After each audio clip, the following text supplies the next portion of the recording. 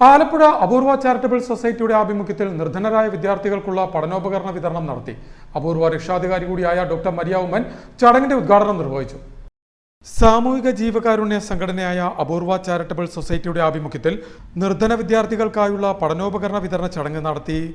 ആലപ്പുഴ സെക്രിയ ബസാർ കച്ചിമേമൻ ഹാളിൽ സംഘടിപ്പിച്ച പഠനോപകരണ വിതരണ ചടങ്ങ് മുൻ മുഖ്യമന്ത്രി ഉമ്മൻചാണ്ടിയുടെ മകളും അപൂർവ ചാരിറ്റബിൾ സൊസൈറ്റി രക്ഷാധികാരിയുമായ ഡോക്ടർ മരിയ ഉമ്മൻ ഉദ്ഘാടനം ചെയ്തു.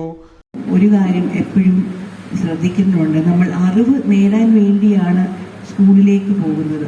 ഈ അറിവ് നേടി എല്ലാവരും അറിവ് നേടുന്നതാണ് എല്ലാവരുടെയും ആഗ്രഹം. അറിവ് നേടി വലിയ ആളായി നല്ല ജോലി കിട്ടി, അപ്പനെയും അമ്മയും നോക്കണം, വീട്ടിൽ ഫാമിലി വേണം, എല്ലാം നന്നായിട്ട് ജീവിക്കണം എന്നുള്ളൊരു ആഗ്രഹത്തോടു കൂടിയാണ് നിങ്ങളെല്ലാവരും പഠിക്കുന്നത്.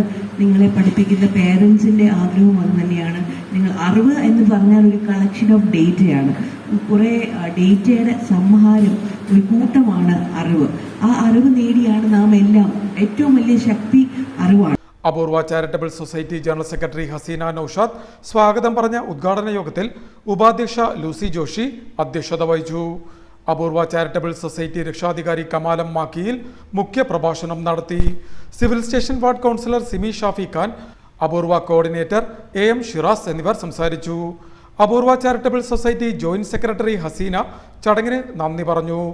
ഉദ്ഘാടന യോഗത്തെ തുടർന്ന് ആലപ്പുഴ നഗരസഭയുടെ കീഴിലെ വിവിധ പ്രദേശങ്ങളിലെ നിർധനരായ കുട്ടികൾക്ക് പഠനോപകരണ വിതരണവും നടത്തി.